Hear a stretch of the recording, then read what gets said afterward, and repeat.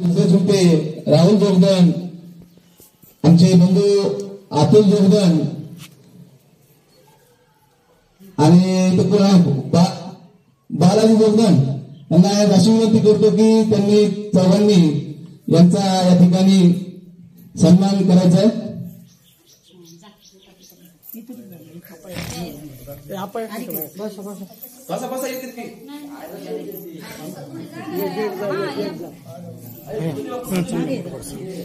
कुठून खिडकीतून काढू का इकडून काढू? तू समोरून घे.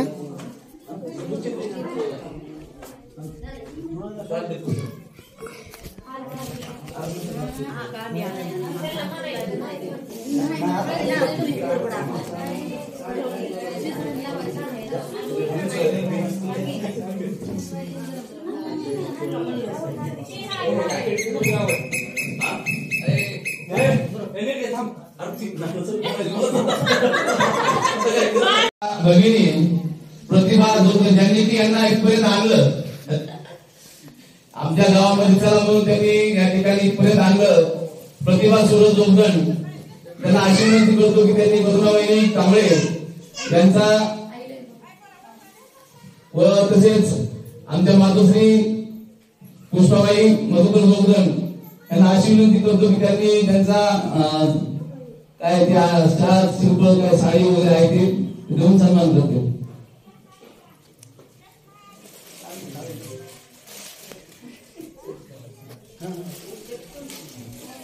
बाबासाहेब आंबेडकर यांना मी त्रिवार वंदन करतो. आणि आज खरंच आमचं विवाह झाल्यानंतर प्रथमतः बंतीजे येऊन गेले, पण असा योग लाभला की पहिल्यांदा ज्यांनी 10 दिवसाचं सन्मान शिबिर केले त्या सुद्धा पहिल्यांदाच पहिल्या वेळेस आल्या. त्याच्यामुळे त्यांच्या साऱ्यावर स्वागत करतो. आणि एक जी महिला जी श्रमण शिबिरासाठी जाते तिच्यासाठी शील सांभाळून जाणं हे खूप महत्वाचं आहे. त्यांचा अनुभव या ताई आपल्याला सविस्तर सांगतात. 10 दिवस तिकडे राहणं, घर कुटुंबाला सोडून राहणं आणि बंदीच्या सानिध्यात काटेकोरपणे नियम पाळून नंतर आपल्या कुटुंबाची जबाबदारी सांभाळण्यासाठी येणं म्हणजे हे खूपच मोठे कार्य आहे.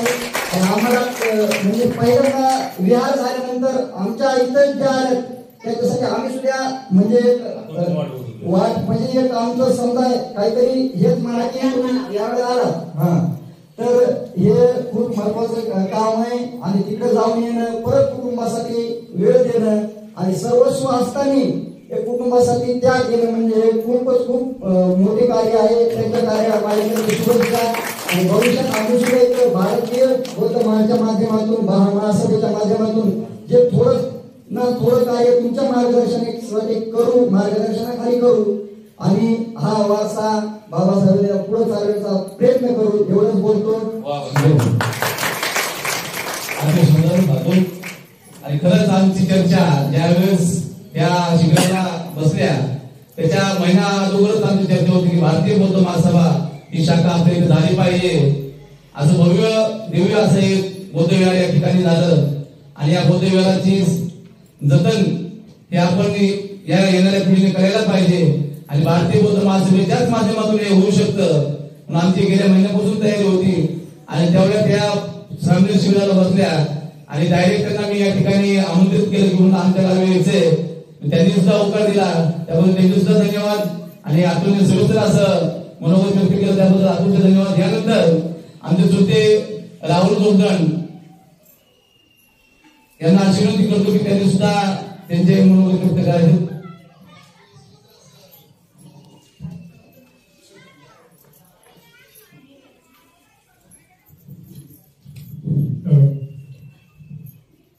या विश्वाला तथागत गौतम बुद्ध ज्या भारताची घटनेचे शिल्पकार डॉक्टर बाबासाहेब आंबेडकर आणि या ठिकाणी आपण चाललेलं सर्व बौद्ध उपासक आणि उपासिका या ठिकाणी आज आपण एक असा कार्यक्रम घेत आहोत की जे कार्यक्रम महिलांमध्ये प्रेरित करण्यासाठी उत्साहित करण्यासाठी हा कार्यक्रम असणार आहे आणि आहे. सर्वांनी याच्याकडे लक्ष द्यायचं आणि एक स्त्री असून सुद्धा त्यांनी हा मोठा उपक्रम राबवला आहे. त्यांनी हा समाजापुढे एक नवीन प्रेरणा ठेवलेली आहे की स्त्रियांनी काय केलं पाहिजे, तिला काय करू शकतात, हा एक संदेश त्यांनी घेऊन आपल्या गावामध्ये आले.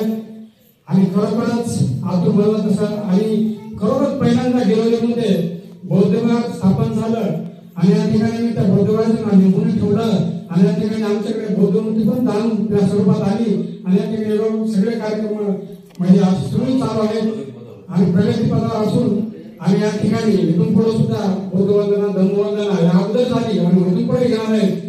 आणि तुमच्या कर्नाटक कांबळे यांच्या मार्गदर्शन आपण यापुढेही देताल त्याचा आम्ही सार्थक करू आणि आमच्या त्या लेडीजमध्ये म्हणजे जे उपासक आहेत त्या उपासकामध्ये तुम्ही बीज राहावं हे तुमच्या पुढे आम्ही हे ठेवतो आणि पुढच्या कार्यक्रमाला तुम्ही योग्यरित्या मार्गदर्शन करावं ही विनंती करून धन्यवाद. यानंतर सुद्धा त्यांनी सुद्धा आश्वासन दिलेलं आहे किंवा मी या ठिकाणी यानंतरचा म्हणजे जरी मी लातूर जिल्ह्याचे असेल तरी मी गिरोलीमध्ये लक्ष घालेलं असं त्यांनी शब्द दिलेला आहे आपल्याला आणि यानंतर ते आपल्या प्रत्येक कार्यक्रमाला आमंत्रित राहतील त्याबद्दल काही शंका नाही. यानंतर बापू बोलणार का? बापूंना अशी विनंती करतो ज्येष्ठ नागरिक गिरोलीचे आमच्या आता त्यांची आयात म्हणून आंबेडकर चळवळीमध्ये गीत गायनाच्या माध्यमातून युनियनमध्ये गीत गायनाच्या माध्यमातून त्यांनी बाबासाहेबांची चळवळ आजपर्यंत गतिमान केली असे आमचे नागाबापू जोगण यांना अशी विनंती करतो की त्यांनी मध्ये येऊन बाबासाहेबांच्या समोर उभा टाकून 2 शब्द व्यक्त करावे.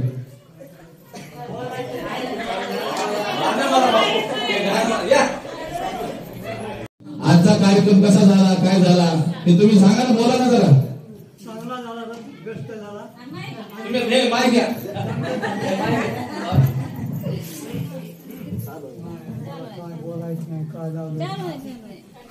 हे कार्यक्रम म्हणजे थोडा चुकला आपला ऐकला का. हे कार्यक्रम 6 वाजता किंवा सकाळी 6ला ठेवला असता तर अनेक थोडं टॉस वाढला असता, लोक जमले असते.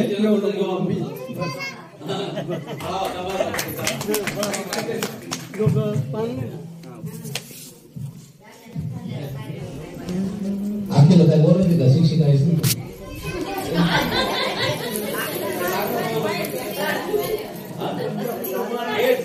वाटलं भारतीय बौद्ध महासभाच का त्यांना निवडता आली, बाकीच्या सुद्धा संघटना आहेत ते का नाही निवडल्या.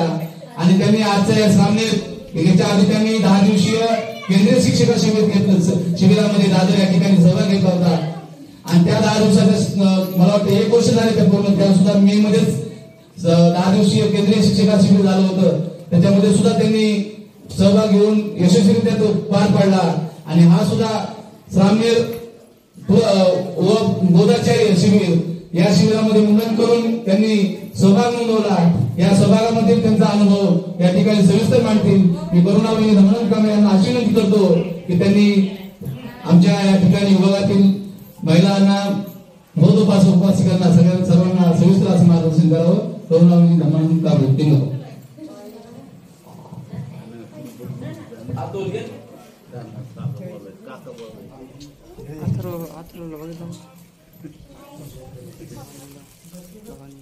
येच बुद्धा तीताच येच बुद्धा लागता पचुपन्नाच ये बुद्धा अहं वंदामि सबरा. या पृथ्वी तलावर अखिल विश्वाला शांतीचा, समतेचा, विज्ञानाचा मार्ग दाखवणारे, दुःख मुक्तीतून मुक्त करण्याचा मार्ग दाखवणारे महाकारुणिक तथागत भगवान बुद्धांना आणि आपल्या सर्व आदर्शांना सर्वप्रथम मी या ठिकाणी वंदन करते. आताच या ठिकाणी माझा सन्मान करण्यात आला, त्या पाठीमागची भूमिका काय होती, माझा सहवास हा इकडच्याच बाजूनं का सुरुवात झाला आणि कशा पद्धतीनं सुरुवात झाला हे सांगणं सर्वात अगोदर महत्वाचं आहे. कारण डॉक्टर बाबासाहेब आंबेडकर एका ठिकाणी माणसं आपला इतिहास विसरतात ती माणसं आपला इतिहास घडवू शकत नाही. आणि म्हणून तेच बाबासाहेबांचा विचार लक्षात घेऊन मी सर्वात अगोदर माझी भूमिका या ठिकाणी मांडण्याचा प्रयत्न करत आहे. बुद्ध धर्माचा प्रचार आणि प्रसार का करावा? कारण तथागत भगवान बुद्धांनी असा जो धम्म तुम्हाला आम्हाला दिलेला आहे तो केवळ जातीपुरता दिला नाही, ते केवळ आपल्यापुरताच मर्यादित दिला नाही. ते म्हणाले अखिल विश्वामध्ये जेवढी काही मानव जात आहे त्यांनी जर या 5 शिलाचं पालन केलं तर तो कधीही आजारी पडणार नाही, कधीही गुन्हेगार होणार नाही, कधी आपल्या आई वडिलांना धोका देणार नाही, तो कधीही आपल्या कुटुंबाशी विसंगत आचरण करणार नाही. ही तथागतांची वाणी आहे, हा तथागतांचा उपदेश आहे. आणि मग हा उपदेश प्रत्येक सर्वसामान्य माणसांपर्यंत पोहोचवला पाहिजे, हा उद्देश डॉक्टर बाबासाहेब आंबेडकरांचा होता. आणि मग हा उपदेश सर्वसामान्य माणसांपर्यंत पोहोचवावा या उद्देशाने डॉक्टर बाबासाहेब आंबेडकरांनी 1954 साली भारतीय बौद्ध महासभा ही शाखा स्थापन केली, ही संस्था निर्माण केली. बाबासाहेबांनी अनेक संस्था अनेक शाखा स्थापन केल्या, पण कोणत्याही संस्थेचं अध्यक्षपद बाबासाहेबांनी आपल्याकडे घेतलं नव्हतं. पण आवर्जून या शाखेचं संस्थेचं अध्यक्षपद मात्र डॉक्टर बाबासाहेब आंबेडकरांनी घेतलं होतं. आणि म्हणून आम्ही त्यांना मात्र संस्था असं म्हणतो, कारण बाबासाहेबांनी आईचंही काम केलं आणि बापाचंही काम केलं.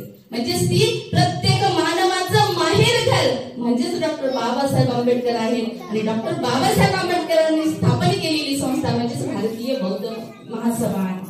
मग या भारतीय बौद्ध महासभेच्या अंतर्गत आतापर्यंत अनेक शिबिरं घेण्यात आली आणि त्या काळापासून बाबासाहेबांना विनंती करण्यात आली, तथागत भगवान बुद्धांना सुद्धा अनेक वेळा विनंती करण्यात आली की तथागत भगवान बुद्धांचा धम्म हा समुदाय शिकवतो, समानता प्रस्थापित करतो, मग महिलांना सुद्धा धम्म दीक्षा देण्यात यावी, भिक्खूंच्या संघामध्ये सामील करून घेण्यात यावं अशी विनंती ज्यावेळी तथागत भगवान बुद्धांची माता महाप्रजापती गौतमी यांनी केली तेव्हा तथागत म्हणाले की महिलांना हे काम शक्य होणार नाही. आणि मग त्यांच्यासाठी वेगळे नियम त्यांनी ठरवून दिले होते. मग जोपर्यंत त्या नियमाचं पालन महिला करणार नाही तोपर्यंत त्यांना भिक्खुनी संघामध्ये सामील होता येणार नाही असं तथागतांनी सांगितलं. तेव्हा हे महाप्रजापती गौतमीनं ऐकलं आणि सर्वात अगोदर त्या नियमाचं पालन महाप्रजापती गौतमी यांनी केलं. स्वतः आपल्या केसाचं मुंडन घरीच करून आल्या आणि पायी चलत आल्यामुळं त्यांचे पाय इतके सुजलेले होते की आपण त्या पायाकडे पाहू सुद्धा शकत नव्हतो. तरीही तथागत त्या मातेकडे पाहत नव्हते. पण ते माझ्याकडे पाहत नाहीत, माझ्यासोबत बोलत नाहीत म्हणून महाप्रजापती गौतमी घरी न जाता तिथंच दारामध्ये आपला अट्टास धरून थांबल्या की मला भिक्खू संघाची दान दिलं, त्यांना परतफेड करण्यासाठी किंवा त्यांना देण्यासाठी आमच्याकडे अशी कोणतीच वस्तू नव्हती. कारण फक्त त्या चिवरशिवाय त्या भिक्षापात्राशिवाय आमच्याकडे काहीच नाही.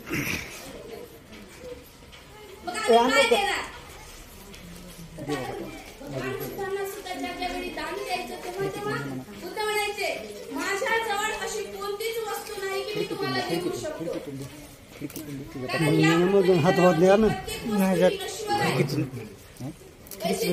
टिकून जात नाही रे बाळा. उपयोगी असणारी वस्तू तुम्हाला दान द्यावी तर तुमच्याकडे साड्या आहेत तुम्हाला काय द्यावं? आमच्याकडे ग्लास भरपूर आलेच. आम्ही जर त्याच्यातलं एक फळ उचललं आणि तुम्हाला दिलं दोन्ही बी दे मध्ये. तुम्ही दुसऱ्याला देणार, ते म्हणणार आहे ह्याला दिलेलं मला दिलं मी का खाऊ? बरोबर आहे की नाही? ह्याला दिलेलं मला दिले काहीतरी असं काहीतरी खाल्लं नाही मला दिलं. म्हणून तेही आम्ही तुम्हाला देऊ शकत नाही. मग तुम्ही तिथून खर्च करून इथपर्यंत आला तुम्हाला देण्यासारखं आमच्या जवळ काढायचं नाही. तर आम्ही त्यांना द्यायची त्यांच्या प्रति मंगल कामना करायची आणि ती मंगल कामना कशा प्रकारची करायची हे आम्हाला त्या ठिकाणी. आणि मग जेवढ्या लोकांनी आम्हाला दान दिलं तेवढ्या लोकांची नावं त्या ठिकाणी स्वीकारली जायची आणि तेवढे लोक आमच्या समोर येऊन हात जोडून बसल्यानंतर आम्ही त्यांना आशीर्वाद गाठा म्हणायचो आणि त्यांना आशीर्वाद द्यायचो. कारण त्या आशीर्वादामध्ये तो आशीर्वाद कधीच न संपणारा आहे.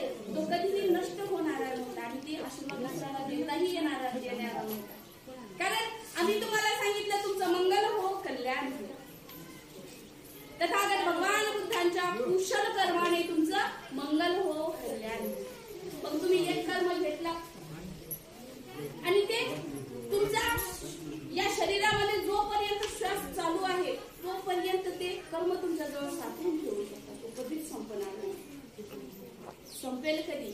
ज्यावेळेस तुमच्या मनाची भावना बदलेल, ज्यावेळेस तुमच्या मनाच्या विचार बदलेल, ज्यावेळेस तुमच्या मनामध्ये असं वाटेल की आई ते बाई आली, मी एवढे फळं घेऊन गेले, त्या बाईनं फक्त मला एवढंच सांगितलं की बुद्धांच्या विचाराने तुझं मंगल हो कल्याण हो.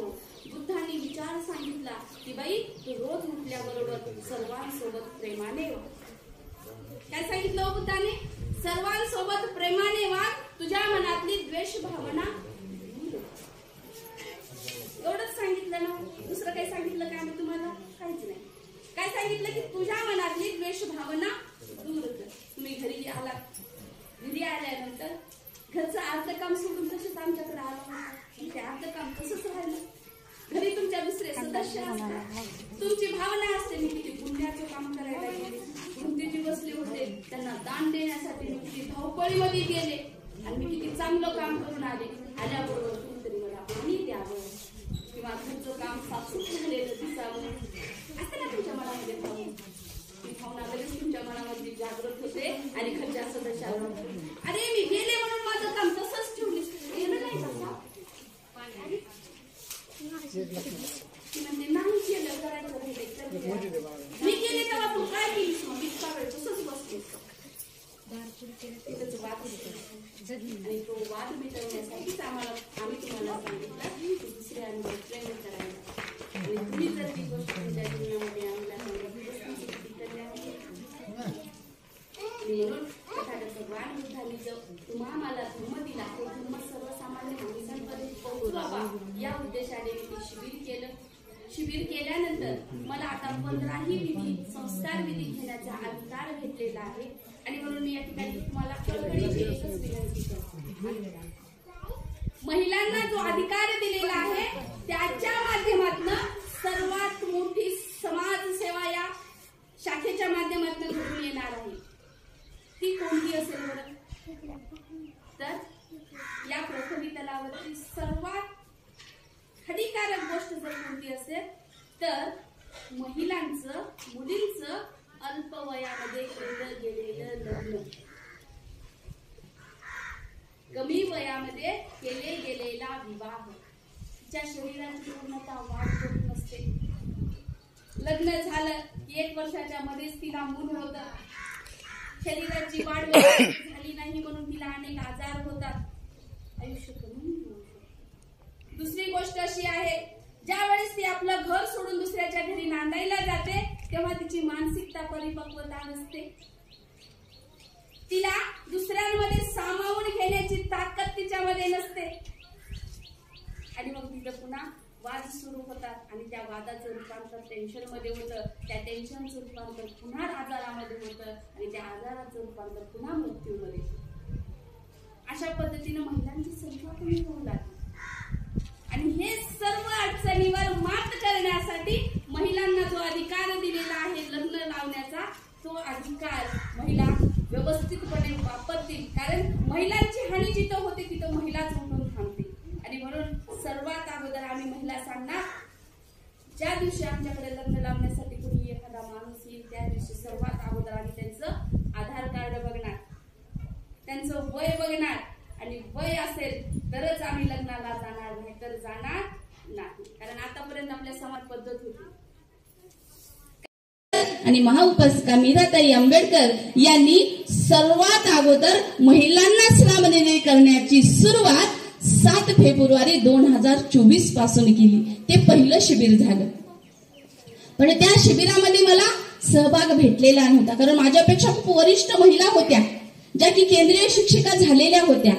आणि चैत्यभूमी या ठिकाणी 60 महिलांचंच शिबिर घेण्यात यावं अशी सुद्धा एक विनंती होती. आणि म्हणून ती 60 महिलांची त्या ठिकाणी नोंदणी झालेली होती, म्हणून त्यावेळी मला सहभाग भेटला नाही. पण माझं कुठंतरी कुशल कर्म असेल, माझ्यावर माझ्या आई वडिलांचे संस्कार असतील, माझ्यावर माझ्या पतीने, माझ्या सासू सासऱ्यांनी दिलेली साथ असेल, त्याचबरोबर माझ्या सर्व आप्तेष्टांनी माझ्यावर केलेलं प्रेम असेल, त्या पुण्य आणि कुशल कर्माने मला 27 फेब्रुवारी म्हणजे 17 फेब्रुवारी ते 27 फेब्रुवारी बुद्ध जयंती आणि माता रमाई यांच्या स्मृती दिनाच्या निमित्तानं दुसरं शिबिर या ठिकाणी घेण्यात आलं आणि त्या शिबिरामध्ये मला सहभागी घेता आला. मग ते शिबिर घेण्यासाठी आपल्याला काय केलं पाहिजे हे अगोदरच आम्हाला नियम घालून दिले होते. तर सर्वात पहिली अट त्यांची होती की मुंडन करणं, जे की बाई आपल्या जीवापेक्षाही जास्त आपल्या केसावर प्रेम करते. आणि दुसरी गोष्ट म्हणजे 10 दिवस आपल्या परिवारापासून अलिप्त राहणं, आपल्या परिवाराशी कोणताही कॉन्टॅक्ट न साधणं. पण आजचा आपण सहवास, आजची परिस्थिती आपण पाहिली तर 5 मिनिट जर आपला मोबाईल बंद पडला किंवा त्याचं नेटवर्क नाही आलं तर माणसाची अवस्था अशी चलबिचल होते की माझ्या आयुष्यात शरीरातला एखादा भाग नाहीसा झालाय अशी उणीव त्याला होते. कशामुळं? फक्त मोबाईल बंद पडल्यामुळे, फक्त मोबाईल बंद पडल्यामुळं. आणि आपल्या परिवारापासून 10 दिवस दूर का राहायचंय? कारण आपल्याला तथागत भगवान बुद्धांनी जी तपश्चर्या केली, जे ध्यान दिलं, जे धम्म दिला, तो जाणून घेण्यासाठी सर्वात अगोदर मी माणूस आहे आणि माझ्या आजूबाजूचे माणसं सुद्धा माझे अप्तेष्ट आहेत ही भावना निर्माण करण्यासाठी अगोदर आपल्याला काय केलं पाहिजे तर ध्यान साधना केली पाहिजे. आणि ती ध्यान साधना करण्यासाठी आपलं मन पवित्र झालं पाहिजे, आपलं मन एकाग्र झालं पाहिजे. म्हणून आपल्या अप्तेष्टांपासून 10 दिवस अलिप्त राहणे ही एक नियम दिला. मुंडन यासाठी करायचं की ज्या वेळेस आपण सामने होऊ त्यावेळी तथागत भगवान बुद्धांनी आपली उपजीविका जसं भिक्षा मागून केली त्याच पद्धतीनं आम्ही 10 दिवस प्रत्येकाच्या दारात जाऊन भिक्षा मागितली. आणि भिक्षा मागत असताना कोणाची वाईट नजर आमच्यावर पडू नये, कारण विद्रूप दिसणाऱ्याकडे कुणीही पाहिलं जात नाही, कुणीही पाहत नाही. म्हणून आम्ही मुंडन केलं. आणि मग जर केस जास्त असतील तर त्याच्यामुळे अनेक कामं माणसांची वाढतात. केस जास्त असले की डोकं धुवावं लागतं, डोकं धुतलं की पुसावं लागतं, त्याला वाळवावं लागतं, त्याला तेल लावावं लागतं, पुन्हा भांग पाडावा लागतो. आणि यासाठी बराचसा काळ खर्ची जातो. आणि आमच्याकडे अवधीच किती होता? फक्त 10 दिवसाचा. आणि त्या 10 दिवसातले केवळ ते केस विंचरण्यासाठी किंवा केसाची निगा राखण्यासाठी जवळजवळ एका दिवसातून 2 ते 3 तास जर काढले तर 30 तास बाजूला काढले तर आम्हाला वेळच किती भेटणार होता. त्यासाठी आम्हाला मुंडन करण्याचा अधिकार किंवा एक नियम आम्हाला घालून दिलेला होता. आणि मग या अटी असल्यामुळं जास्त महिलांचा सहवास मात्र त्या शिबिराकडे जात नव्हता. आणि मग त्याग देण्याची भूमिका ज्याच्या मनामध्ये आहे त्यालाच खऱ्या अर्थाने धम्म कळाला, त्यालाच खऱ्या अर्थाने धम्म कळाला. आणि हा निर्णय घेण्यासाठी 15 दिवस आमच्या घरामध्ये चर्चा चालू राहिली, घ्यावं का नको, घ्यावं का नको. आणि हा निर्णय घेतल्यानंतर नेमकं आपल्याला काय भेटणार आहे तर फक्त एक विधी करण्यासाठी आपल्याला परवानगी भेटणार आहे, जे की मी विधी करत होते पण मला प्रमाणपत्र देता येत नव्हतं. आणि मग मी लग्न लावायला मला बोलवायचे की मॅडम तुमचा आवाज चांगला आहे आणि आम्हाला तुमच्याच हातून लग्न लावून घ्यायचंय. पण तिथे गेल्यानंतर म्हणायचे की मॅडम तुम्ही प्रमाणपत्र देऊ शकता का?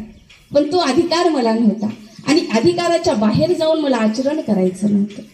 आणि म्हणून मी घरच्यांना विनंती केली की फक्त 10 दिवसाचा प्रश्न आहे, 10 दिवस तुमचा आमचा संबंध जर नाही जुटला किंवा कॉन्टॅक्ट नाही झाला तर काहीच नुकसान होणार नाही.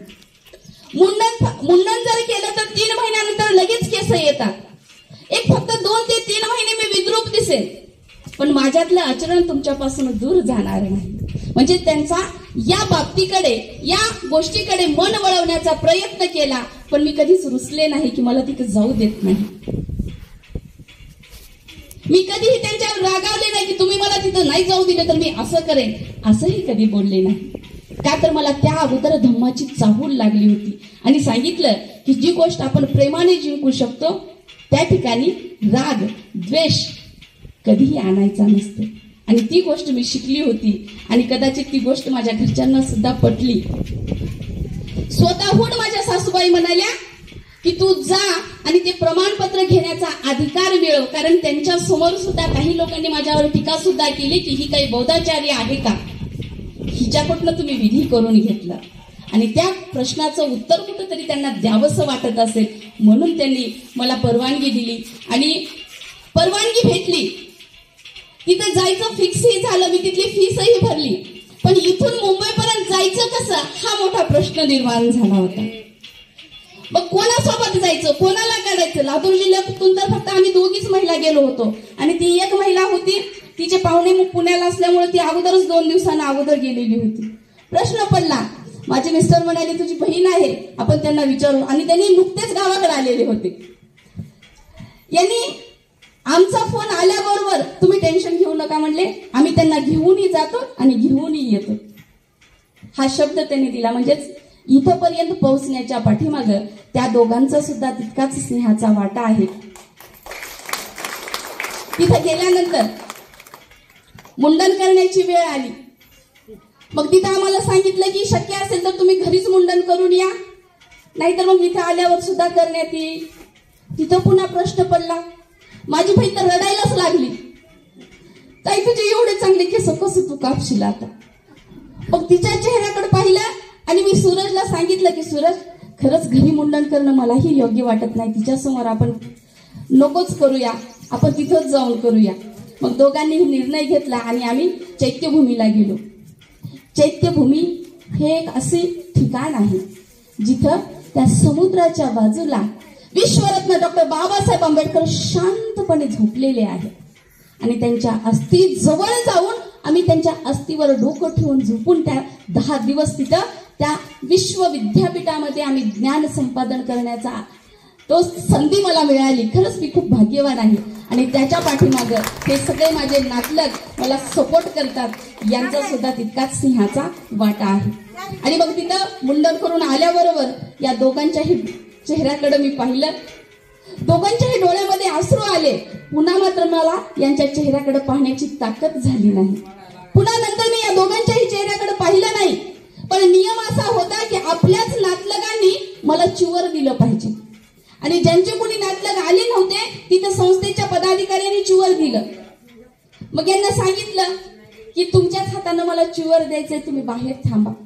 तितक्यात पंतप्रधान मोदींचा त्या ठिकाणी दौरा आला. कार्यक्रम 5चा होता, पण त्यांचा दौरा आल्यामुळं कार्यक्रम जवळजवळ 10 वाजता 9 वाजता काहीतरी सुरुवात झाली. आणि मग ती हेळसांड सगळ्याच नातेवाईकांची झाली.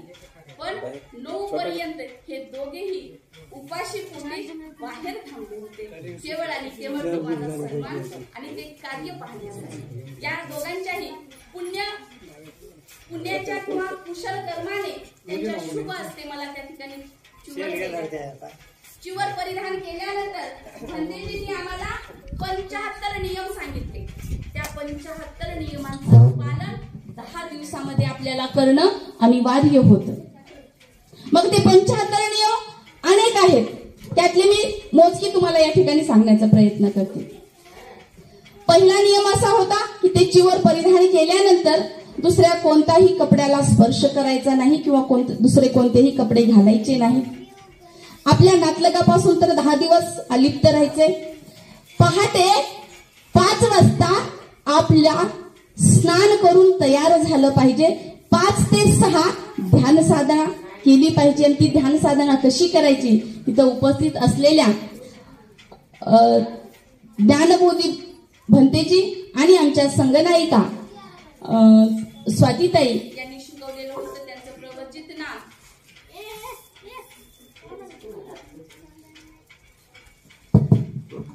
आणि मग त्यांनी ध्यान कसं करायचं हे शिकवलं. त्याला हात लावाय बोट लागायले त्याला त्याच्यामुळे. आणि शिकवल्यानंतर आम्हाला 7 ते 8 पूजापाठ पूर्ण विधी तिथं शिकवला गेला.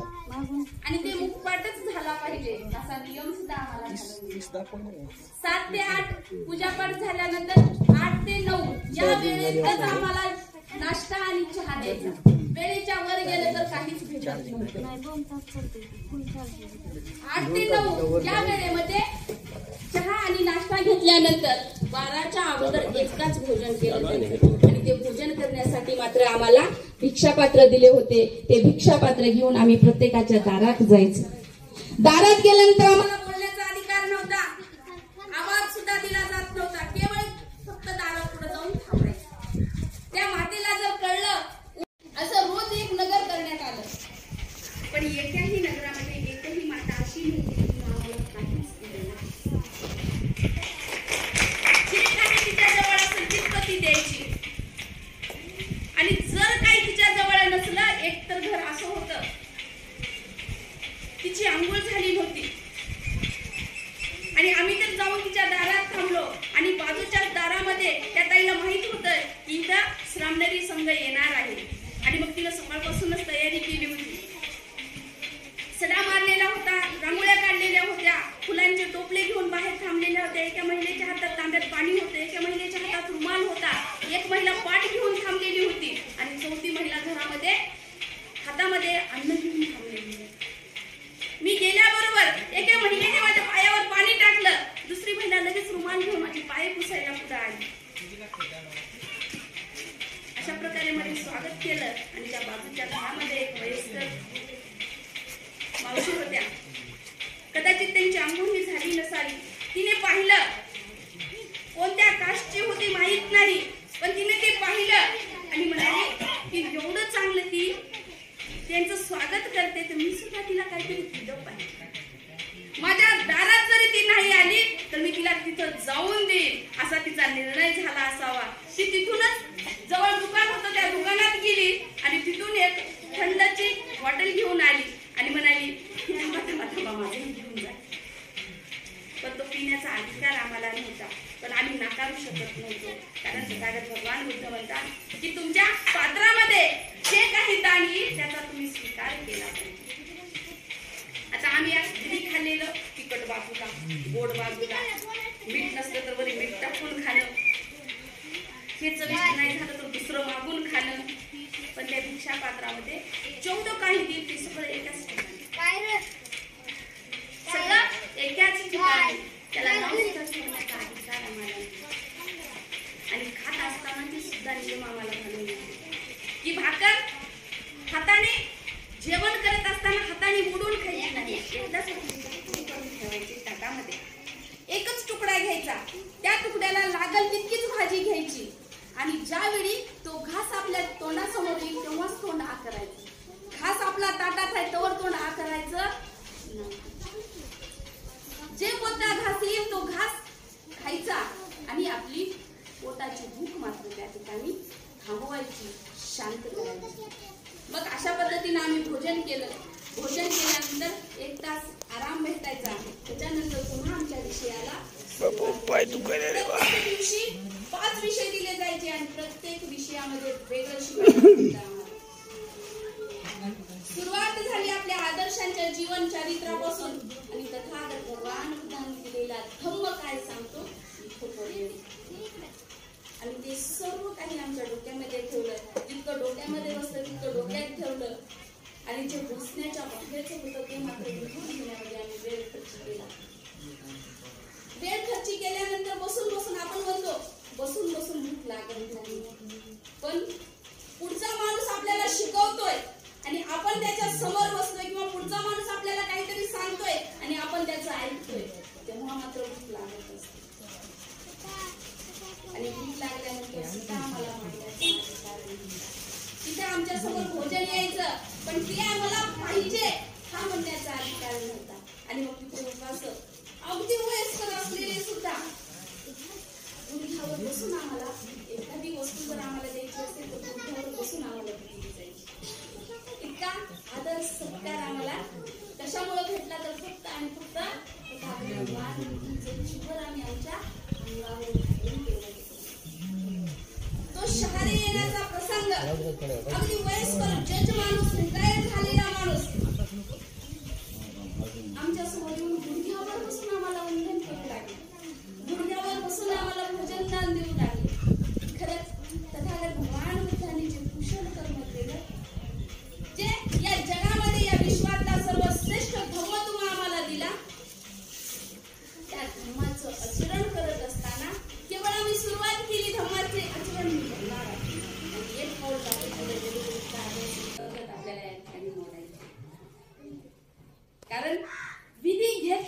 म्हणजे कार्यक्रम पूर्ण झाला असा नाही. कोणताही विधी घेताना तो पूर्णतः नियमामध्ये बसवूनच तो विधी घ्यायचा आहे. ही शिकवण आम्हाला त्या शिबिरामध्ये भेटलेली आहे आणि पूर्णतः ती शिकवण आम्ही समाजाच्या प्रत्येक सर्वसामान्य माणसांपर्यंत पोहोचवण्याचा आम्ही प्रामाणिकपणे तो प्रयत्न करणार आहोत.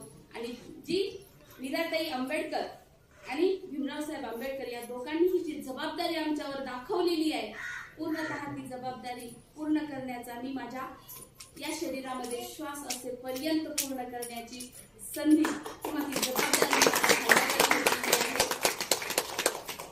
आणि म्हणून पुन्हा एकदा शेवटची एकच विनंती करेल की आपला कोणताही विधी असो, मग तो नामकरण विधी असेल, वाढदिवसाचा विधी असेल, साक्षीगंधाचा विधी असेल, विवाह विधी असेल, गृहप्रवेश असेल, एखादा भूमिपूजन असेल, उद्घाटन सोहळा असेल, इतकंच नाही तर अंतिम संस्कार असेल, पुण्यानुमोदन कार्यक्रम असेल, स्मृती दिन असेल, कोणताही कार्यक्रम इतर कोणत्याही बोधाचार्याच्या हातून न करता पूर्णतः प्रशिक्षण घेतलेल्याच बोधाचार्याच्या हातून तुम्ही करावा.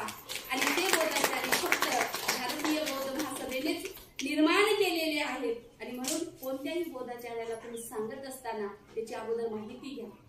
कारण बघा, आपण बऱ्याच ठिकाणी पाहतो ज्यांना विधी येते त्यांना आपण लग्न लावण्यासाठी बोलवतो, पण त्याच्या पाठीमागची आपण भूमिका पाहतो का हो? आता बघा, लग्नाची नोंदणी झाल्याशिवाय मतदान आपल्याला अधिकार भेटत नाही. आणि मग लग्नाची नोंदणी करण्यासाठी आपल्याला बोधाचार्याचं प्रमाणपत्र लागायले. मग विधी मात्र दुसऱ्याकडनं करतो आणि प्रमाणपत्र मात्र भारतीय बौद्ध महासभेचं. त्यासाठी सुरुवातीलाच तुम्ही त्याच भारतीय बौद्ध महासभेच्याच बोधाचार्याकडनं आपल्या आयुष्यातले 15ही संस्कार विधी करून घ्यावेत ही या ठिकाणी विनंती करते. माझा या ठिकाणी खूप मोठा सन्मान केला. मला इथून तिथपर्यंत नेण्याची जबाबदारी पार पाडली, इथपर्यंत आणून सोडण्याची ही जबाबदारी पार पाडली. तिथंही माझा सत्कार केला, इथंही माझा सत्कार केला. खरंच त्यांचे कुशल कर्म असतील. कदाचित ज्या मधुकर मामाने यांच्यावर संस्कार घातले ते संस्कार, ते कुशल कर्म आजही त्यांच्या सोबत आहे. आणि ते आज त्यांच्या सोबत आहेत म्हणून त्यांच्या मातोश्री त्यांना पाठिंबा देत आहेत. प्रत्येक गोष्टीमध्ये त्यांचा पाठिंबा असतो. कधीही त्या मातोश्रीने म्हटलं नाही की तुम्ही तिकडे चालात आणि तिकडचेच व्हायला, किंवा तुम्ही एखादे काम करताय, एखादी गोष्ट करताय तर तुम्ही मला विचारत नाही. प्रत्येक घरामध्ये आहे ही. प्रत्येक घरामध्ये ही समस्या असते की घरातल्या मोठ्या माणसाला जर निर्णय न सांगता घेतला तर तो माणूस नाराज होतो आणि त्याच नाराजीचा पुन्हा वादामुळे आणि तो वाद याचं मूळ कारण जर कोण असेल तर केवळ आणि केवळ मधुकर मामाचे कुशल कर्म आणि ते संस्कार आहेत. आणि म्हणून पुन्हा एकदा त्यांच्या कुशल कर्माला मी वंदन करते. तुम्ही सर्वांनी माझा खूप मोठा आदर सन्मान सत्कार केला त्याबद्दल सर्व गिरवलीकरांचे बौद्ध उपासक उपासिका यांचे मनपूर्वक आभार मानते. आणि एक माझी इच्छा अशी व्यक्त करते किंवा मंगल कामना या ठिकाणी व्यक्त करते की तुम्ही सर्वच विधी हे प्रशिक्षित बोधाचार्यांच्याच हातून कराल अशी या ठिकाणी मी मंगल कामना करते. पुन्हा एकदा मी 10 दिवस प्युअर अंगावर घेतलं होतं आणि त्या 10 दिवसामध्ये जे काही मी कुशल कर्म केले, जो काही माझा त्याग समर्पित केला, त्या भावनेने पुन्हा एकदा सर्वांच्या प्रती मंगल कामना करते. या ठिकाणी आशीर्वाद गाथा घेते. सर्वांनी आपण हात जोडून या ठिकाणी बसायचं आहे.